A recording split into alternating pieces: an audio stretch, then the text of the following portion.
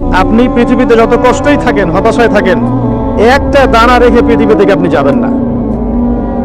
তাই রিজিকের জন্য ঘুষ, সুদ, দুর্নীতি, অন্যের সম্পদ আত্মসাৎ করা, প্রতারণা, সিন্ডিকেট, মাপে কম দেওয়া, এগুলো ছেড়ে দেন। আপনার রিজিক আপনার কাছেই আছে, কেউ কেড়ে নিতে পারবে না। মৌত যেমন মানুষকে খোঁজে, রিজিক তেমন মানুষকে খোঁজে। আমাদের কাউন্সিলর সাহেবের বাসায় বা তার আত্মীয়র বাসায় আজকে আমার রিজিক লেখা ছিল বলেই এখানে এসেছি, না হলে আসতে পারতাম না। তো তাকদীর লেখা হয়ে গেছে, এটাকে বলে তাকদীর। এখানে একটা কথা বলি, কিছু মানুষ আছে যারা বলে যে তাকদীর বলতে কিছু নাই। এদেরকে কি বলা হয় জানেন? এদের আরবি নাম হচ্ছে কাদারিয়া। কি নাম? ভাগ্য বিশ্বাস করে না যারা, কাদারিয়া। তাদের মতে মানুষ নিজেই তার কর্মের নিয়ন্ত্রণ, মানুষ যা করবে মানুষ তাই পাবে। কোরআন থেকে তারা দলিল দিয়ে থাকে, ওয়ালাইসাল ইনসান ইল্লা মা সাআ, মানুষ চেষ্টার বাইরে কিছু পাবে না, এরকম দলিল দিয়ে থাকে। নবী সাল্লাল্লাহু আলাইহি ওয়াসাল্লাম বলেছেন, যারা তাকদীরে বিশ্বাস করে না তারা অসুস্থ হলে দেখতে যাবে না, এবং তারা ইন্তেকাল করলে জানাজায় শরীক হবে না। আরেক শ্রেণী আছে তাকদীরকে টোটালি অন্ধের মতো বিশ্বাস করে, কর্মের স্বাধীনতায় বিশ্বাস করে না। তারা মনে করে যে ভাগ্যে যা লেখা আছে চূড়ান্ত এটাই হবে, আমার কাজের কোনো স্বাধীনতা নাই। এটা আরেকটা চরমপন্থী আকীদা। এদেরকে বলা হয় জাবারিয়া। কি বলা হয়? জাবারিয়া। তাদের দলিল ইন্নাল্লাহা আলা কুল্লি শাইইন কাদির, আল্লাহ পাক সমস্ত বিষয়ের উপর কর্তৃত্বশীল। দেখেন এই বইটাকে যারা নবী সাল্লাল্লাহু আলাইহি ওয়াসাল্লাম এবং সাহাবায়ে কেরামের বুঝ, আন্ডারস্ট্যান্ডিং অনুযায়ী বুঝেছে, তারা ইনশাআল্লাহ পরকালে নাজাত পেয়ে যাবে। নিজেদের মতো করে যারা এই বইটাকে বুঝতে গেছে, তারা কোরআন পড়েও বিভ্রান্ত হয়ে গেছে। কোরআন পড়েও মানুষ বিভ্রান্ত হতে পারে। ইউদিল্লু বিহি কাসীরা ওয়া ইয়াহদি বিহি কাসীরা। আল্লাহ পাক এর মাধ্যমে অনেককে হেদায়েত দেন, অনেককে আবার পথভ্রষ্টও করে ফেলতে পারেন। মানে কোরআন থেকে দলিল দিয়েই মানুষ পথভ্রষ্ট হয়ে যেতে পারে, যদি কোরআনটাকে নবীর বুঝ অনুযায়ী না বোঝে, নিজের মন গড়া বুঝ অনুযায়ী ব্যাখ্যা করে। আচ্ছা, তো এই তাকদীর লেখার পরে আল্লাহ পাক মহাবিশ্ব সৃষ্টি করেছেন 6 দিনে, এবং প্রত্যেক আকাশে, 7 আকাশে আল্লাহ পাক অসংখ্য ফেরেশতা সৃষ্টি করেছেন আগেই। তারা কি থেকে তৈরি? নূর থেকে তৈরি। মনে রাখবেন, তারা নূর থেকে তৈরি। তার মানে আমরা বুঝতে পারছি যে মহাকালে এমন সময় চলে গেছে যখন মানুষের কোনো অস্তিত্ব ছিল না। ঠিক আছে? কথা ঠিক? আচ্ছা, এই কথা আল্লাহ পাক সূরা দাহরের মধ্যে বলেছেন, হাল আতা আলাল ইনসান হিনুম মিনাদ দাহর লাম ইয়াকুন শাইআম মাযকুরা। মানুষের উপরে এমন সময় অতিবাহিত হয়েছে যে মানুষ কোনো আলোচ্য বিষয়ই ছিল না এই মহাবিশ্বে। এই কথাটা আমি আপনাকে বলতে চাচ্ছি এতগুলো বড় ভূমিকা করে। মানুষ এখন পৃথিবীতে যা করছে, রক্তপাত ঘটাচ্ছে, ফাসাদ সৃষ্টি করছে, আল্লাহ দ্রোহী আচরণ করছে, আল্লাহকে অবজ্ঞা করছে, রাসূলকে অমান্য করছে, নামাজ পড়ছে না, যাকাত দিচ্ছে না, যা ইচ্ছা তাই করছে, স্বৈরাচারী আচরণ করছে, ঘুষ খাচ্ছে, সুদ খাচ্ছে, জেনা করছে, ব্যভিচার করছে, অন্যের সম্পদ আত্মসাৎ করছে, হত্যা করছে, রাহাজানি করছে, চুরি করছে, ডাকাতি করছে। এগুলো মানুষ করছে না? মানুষের আচরণ দেখে মনে হচ্ছে পৃথিবীতে মানুষই সব, আর কিছু নাই। কিন্তু আল্লাহ পাক কোরআনে বলছেন, এমন সময় চলে গেছে তোমাদের উপরে যে তোমরা কোনো আলোচ্য বিষয়ই ছিলে না। নিজের অবস্থান কত ক্ষুদ্র বুঝতে পারছেন? এই মহাবিশ্বে আমাদের অবস্থান কত ক্ষুদ্র। এই বিশাল মহাবিশ্বের ছোট্ট একটা গ্রহে, ছোট্ট একটা জায়গায় আমরা বাস করছি। আর সেই মানুষের অহংকার, উদ্ধত আচরণ দেখলে মনে হয় যে মানুষই সব, এর বাইরে কিছু নাই। আল্লাহ পাক এই মানুষদের সম্পর্কে কি বলেছেন শোনেন। আল্লাহ পাক সূরাতুল আরাফের 189 নম্বর আয়াতে বলেছেন, 179 নম্বর আয়াতে বলেছেন, ওয়ালাকাদ যারানা লিজাহান্নামা কাসীরাম মিনাল জিন্নি ওয়াল ইনস। আমি প্রচুর জিন আর মানুষকে দিয়ে জাহান্নামকে পূর্ণ করব। লাহুম কুলুবুন লা ইয়াফকাহুনা বিহা, যাদের হৃদয় ছিল উপলব্ধি করত না। ওয়া লাহুম আযানুন লা ইয়াসমাউনা বিহা, যাদের কান ছিল শুনতো না। ওয়া লাহুম আ'য়ুনুন লা ইউবসিরুনা বিহা, যাদের চোখ ছিল দেখতো না। উলাইকা কাল আনআম, এরা ছিল গবাদি পশুর মতো। বাল হুম আদাল, বরং তার চাইতে নিকৃষ্ট। ওয়া উলাইকা হুমুল গাফিলুন, এবং তারা ছিল গাফেল সম্প্রদায়। আল্লাহ পাক এখানে বলেছেন অগণিত অসংখ্য মানুষকে দিয়ে আল্লাহ পাক জাহান্নাম পূর্ণ করবেন। অপরাধ, চোখ ছিল দেখতো না, কান ছিল শুনতো না, হৃদয় দিয়েছিলাম উপলব্ধি করতো না। আপনি বাইরে চোখ দিয়ে দেখেন না, এই চোখ দিয়ে দেখেন না, এই কান দিয়ে শোনেন না, তাহলে আল্লাহ পাক কোন চোখ আর কোন কানে কথা বললেন বলেন? নিঃসন্দেহে আমাদের হৃদয়ের একটা চোখ আছে না, হৃদয়ের একটা কান আছে না? যারা আল্লাহ দ্রোহী হয়ে যায় তাদের হৃদয়ের চোখ অন্ধ হয়ে যায়, হৃদয়ের কান বধির হয়ে যায়। যে আল্লাহওয়ালা মানুষ তাদের হৃদয়ের চোখ খুলে যায়, হৃদয়ের কান খুলে যায়, সেখানে আল্লাহর নূর আসে, তারা ওই নূর দিয়ে বিশ্বকে দেখতে পারে। আল্লাহ পাক এরপরে গিয়ে আদম আলাইহিস সালামকে সৃষ্টি করেছেন কি হিসেবে? খলিফা হিসেবে। কি হিসেবে? খলিফা কাকে বলে? যিনি কাপড় সেলাই করেন, তাই? বিসমিল্লাহ। আল্লাহ রাব্বুল আলামিন বলেছেন ওয়াইজ ক্বালা রাব্বুকা লিল মালায়েকা ইন্নী জাইলুন ফিল আরদি খলিফা। স্মরণ করো নবী সেই সময়ের কথা যখন আমি তোমার রব ফেরেশতাদেরকে বলেছিলেন যে নিশ্চয়ই আমি পৃথিবীতে খলিফা পাঠাতে চাই। এই খলিফা শব্দের ব্যাখ্যা কি? প্রতিনিধি। আল্লাহ পাক কোরআনের মধ্যে, এই বইয়ের মধ্যে আদম আলাইহিস সালাম বাদ দিয়ে আরো একজন নবীকে খলিফা বলেছেন। তিনি কে? মাশাআল্লাহ, জি, দাউদ আলাইহিস সালাম। দাউদ আলাইহিস সালামকে আল্লাহ পাক খলিফা বলেছেন। এবার শুনেন, আল্লাহ পাক বলেছেন সূরা সাদের মধ্যে, ইয়া দাউদ, হে দাউদ, ইন্না জাআলনাকা খলিফাতান ফিল আরদ, আমরা তোমাকে বা আমি তোমাকে পৃথিবীতে খলিফা করেছি। এবার শুনেন খলিফার কাজ কি। তোমাকে খলিফা করেছি, তারপর আয়াত আছে ফাহকুম বাইনান নাসি বিল হক। তোমার ফাংশন হচ্ছে তুমি মানুষের মাঝে ন্যায় বিচার করবে, হকের মধ্য দিয়ে বিচার ফয়সালা করবে। এটা একটা খলিফার দায়িত্ব। আল্লাহর খলিফা যে, তার দায়িত্ব হচ্ছে ন্যায়ের মানদণ্ডে মানুষের মাঝে বিচার ফয়সালা করবে। ওয়ালা তাত্তাবিউল হাওয়া, নিজের মন গড়া মতবাদের অনুসরণ করবে না, নিজের মন গড়া প্রবৃত্তির অনুসরণ করবে না। নিশ্চয়ই যারা নিজের মন গড়া প্রবৃত্তির অনুসরণ করে তারা আল্লাহর সরল পথ থেকে বিচ্যুত হয়ে যায়। আয়াতগুলো পড়ে দেখবেন। এখানে আমরা খলিফার ফাংশন বুঝতে পারলাম। খলিফার ফাংশন কি? হকের মানদণ্ডে মানুষের মাঝখানে বিচার ফয়সালা করবেন। এখন হকটা কি? হকটা কি আমার মস্তিষ্ক প্রসূত কোনো দর্শন, আমার মস্তিষ্ক প্রসূত কোনো তত্ত্ব, কোনো থিওরি? এগুলো কি হকের মানদণ্ড? মানুষের মস্তিষ্ক প্রসূত জ্ঞানই কি সত্য মিথ্যার চূড়ান্ত মানদণ্ড? এই যে সমস্যাগুলো হচ্ছে, এই প্রবলেমগুলো মানুষের মস্তিষ্ক প্রসূত জ্ঞানকে সর্বোচ্চ প্রাধান্য দেওয়ার কারণে হচ্ছে। তাহলে আপনি সত্য মিথ্যার মানদণ্ড কোথায় খুঁজবেন? এখানে আসেন। আল্লাহ পাক এই কোরআনের মধ্যে সূরা কাহফ নাম জানে তো? সূরা কাহফ নামে একটা সূরা আছে না? এই সূরা কি থেকে বাঁচাবে? মাশাআল্লাহ, এই সূরা কাহফের মধ্যে 29 নম্বর আয়াতে আল্লাহ পাক বলেছেন ওয়াকুলিল হাক্কু মির রাব্বিকুম। খুব ভালো করে শুনেন, ওয়াকুলিল হাক্কু মির রাব্বিকুম, সত্য ন্যায় বা ন্যায় অন্যায়ের মানদণ্ড তোমার রবের পক্ষ থেকে নাজিল হয়। ফামান শাআ ফালইউমিন ওয়া তাকহু, ইচ্ছা হলে অকৃতজ্ঞ হও। আল্লাহ পাক পরকালে দেখে নেবেন। ইন্না আতাদনা লিযালিমিনা নারা, আমি জালেমদের জন্য আগুন প্রস্তুত করে রেখেছি।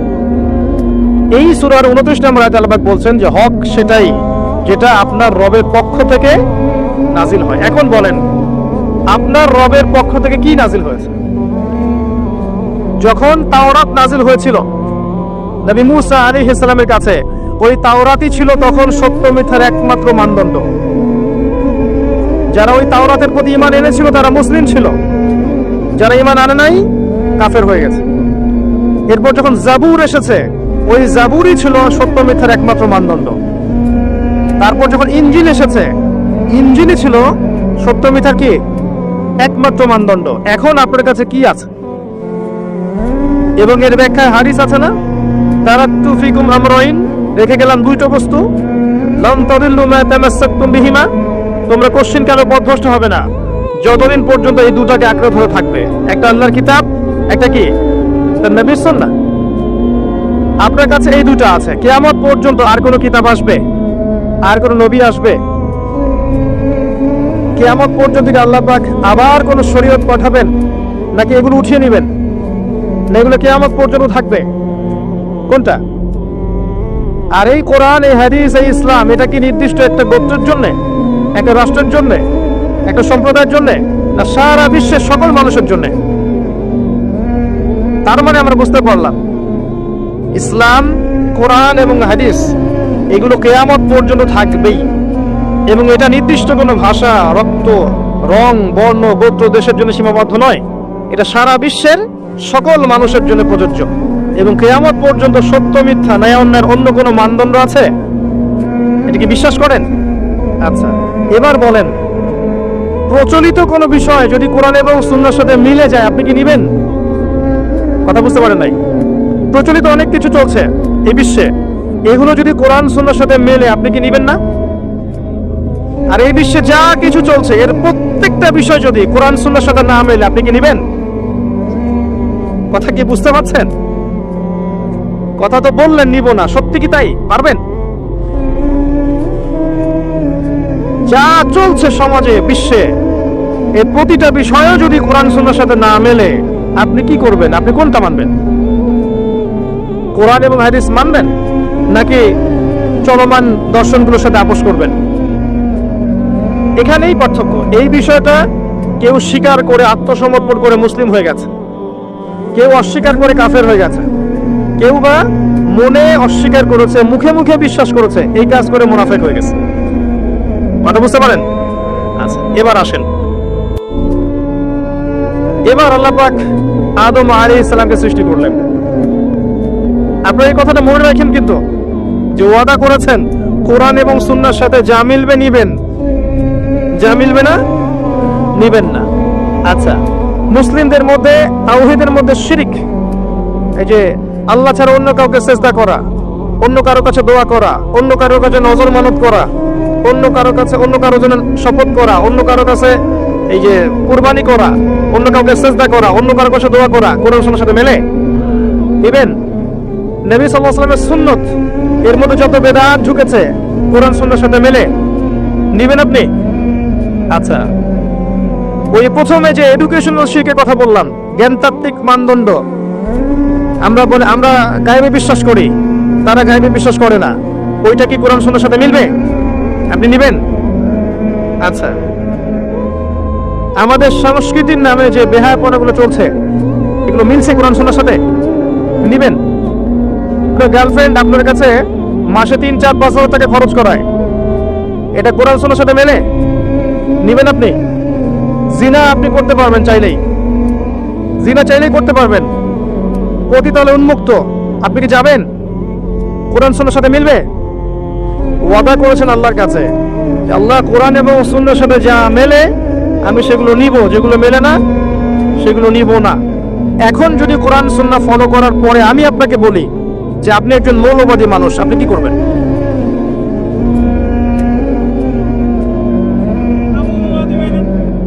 একটা ধর্মের মৌলিক বিষয়গুলো, নামাজ, রোজা, হজ, যাকাত, এগুলো যদি না মানে কেউ, সে কি মুসলিম হতে পারবে? এই শব্দটা খারাপ? কখনো খারাপ না, শব্দটা তো ভালো শব্দ। অবশ্যই আপনাকে এটা হতেই হবে, না হলে তো আপনি মুসলিম হতে পারছেন না। হ্যাঁ, একটা বিষয় খারাপ, সেটা কি? জোর করে নিজের আদর্শ অন্যের উপর চাপিয়ে দেয়া, এটা খারাপ না? ইসলাম কি কখনো জোর করে অন্য কারো উপর আদর্শ চাপিয়ে দিয়েছে? এই যে পৃথিবীতে, এবার দেখেন, আসেন বিশ্বের দিকে, এই যে পৃথিবীর বিভিন্ন দেশে পাখির মতো মুসলিমদেরকে হত্যা করা হয়েছে এবং হচ্ছে। যারা হত্যা করছে তাদের এগেইনস্টে কি ইসলাম, মুসলিমরা জোর করে ইসলাম চাপিয়ে দেওয়ার চেষ্টা করেছে? প্রত্যেকটা কন্টিনেন্টে তাকান, যাদেরকে মেরে ফেলা হচ্ছে এরা কি অমুসলিম না বেশিরভাগই মুসলিম? মুসলিম মারা আছে, মুসলিম বোনরা আছে, আমাদের ভাইরা আছে এবং ছোট ছোট বাচ্চারা আছে। এরা কি জোর করে ইসলাম চাপিয়ে দেওয়ার চেষ্টা করেছে? এরা কি জোর করে ইসলাম চাপিয়ে দেওয়ার চেষ্টা করেছে? ইসলামের পুরো ইতিহাস পড়ে দেখেন, একদম আবু বকর সিদ্দিক রাদিয়াল্লাহু আনহুর যুগ থেকে ওমর, ওসমান, আলী রাদিয়াল্লাহু আনহুম, উমাইয়া খেলাফত, আব্বাসীয় খেলাফত, ফাতেমি খেলাফত, কর্ডোভার ইসলামী খেলাফত, এই যে মামলুক শাসন, মিশরের ফাতেমি খেলাফত, উসমানীয় খেলাফত, মুঘল, এই যে আফগান, প্রত্যেকটা কন্টিনেন্টের হিস্ট্রি পড়ে দেখেন, কেউ কি জোর করে ইসলাম চাপিয়ে দেওয়ার চেষ্টা করেছিল? ইসলাম কি তরবারির মাধ্যমে ছড়িয়েছে? কখনো না। ইসলামের সৌন্দর্য দেখে অনেক অমুসলিম ইসলাম কবুল করেছে, করে নাই? কিন্তু একটা রাষ্ট্র, মনে করেন বাংলাদেশ, এর সার্বভৌমত্বের দিকে যদি কেউ চোখ দেয়, বাঙালি কি চুপ করে বসে থাকবে? থাকবে কখনো? ঠিক সেভাবেই মদিনা রাষ্ট্রের সার্বভৌমত্বের দিকে যখন চোখ দিয়েছিল, রাসূল সাল্লাল্লাহু আলাইহি ওয়াসাল্লামকে বদরের যুদ্ধ করতে হয়েছে, করতে হয়নি? উহুদের যুদ্ধ করতে হয়েছে, খায়বারে যেতে হয়েছে, হুনাইনে যেতে হয়েছে। এটা একটা রাষ্ট্রের প্রতিরক্ষামূলক ব্যবস্থা। তো ইসলাম কখনো কারো উপর জোর করে চাপিয়ে দেওয়া হয়নি। আল্লাহ পাক নিষেধ করেছেন, লা ইকরাহা ফিদ্দীন, দ্বীনের মধ্যে কোনো বাড়াবাড়ি আছে? কদ তাবায়্যানা রুশদু মিনাল গায়, সত্য মিথ্যা আলাদা হয়ে গেছে, আলাদা হয়ে যায়নি? যার ইচ্ছা হয় সে ইসলাম কবুল করে হেদায়েতের পথে আসবে, যার ইচ্ছা হয় না সে সেই অবস্থায় মৃত্যুবরণ করবে। আল্লাহ পাকের কিছু আসা যায়? আমরা কোরআন এবং সুন্নাহর মূলনীতিগুলো ফলো করব ইনশাআল্লাহ আজ্জা ওয়া জাল। এবং এই মূলনীতিগুলো ব্যক্তি পর্যায়ে আছে, আপনার পারিবারিক পর্যায়ে আছে, সোশ্যাল পর্যায়ে আছে, ওয়ার্ল্ড ওয়াইডও আছে। যার যেখানে সক্ষমতা সে সেখানে পালন করবে ইনশাআল্লাহ তাআলা। এবার আসেন, আল্লাহ পাক আদম আলাইহিস সালামকে যে সৃষ্টি করলেন, প্রথম তাকে কি করেছেন বলেন তো? কি করেছেন? নাম, জ্ঞান, শিক্ষা দিয়েছেন, তাই না? ওয়াল্লামা আদম আল আসমা কুল্লাহা, এই কুল্লাহা শব্দটা মনে রাখবেন। আল্লাহ নিজে বলেছেন, আমি আদমকে প্রতিটা বিষয়ের নাম শিক্ষা দিয়েছি। মহাবিশ্বের প্রতিটা বিষয়ের জ্ঞান আল্লাহ পাক আদম আলাইহিস সালামকে শিক্ষা দিয়েছেন। বলেন সুবহানাল্লাহ। এমন জ্ঞান শিক্ষা দিয়েছেন যেই জ্ঞান আল্লাহ পাক মালায়েকাদেরকেও শিক্ষা দেননি। যখন আদম আলাইহিস সালামকে বলতে বলা হলো নামগুলো বলে দাও, তিনি সব নাম বলে দিলেন। ফেরেশতাদেরকে জিজ্ঞাসা করা হলো বলে দাও, তারা বলতে পারলো না। তারা বলল যে অতটুকুই জানি যতটুকু আপনি শিখিয়েছেন। এরপর আল্লাহ পাক বললেন আদমকে সিজদা করো, তাই না? এরপর ফেরেশতা নূরের, ওই যে নূরের ফেরেশতা, এই মাটির আদম সন্তানকে সিজদা করলো। সুবহানাল্লাহ। আমরা কিন্তু আমাদের মূল্য বুঝি না, যে আমরা কত উন্নত সৃষ্টি, আল্লাহ পাকের কত প্রিয়, আল্লাহ কত ভালোবেসে মহব্বতের সাথে আমাদেরকে সৃষ্টি করেছেন। আমরা কিন্তু আমাদের মূল্য বুঝি না।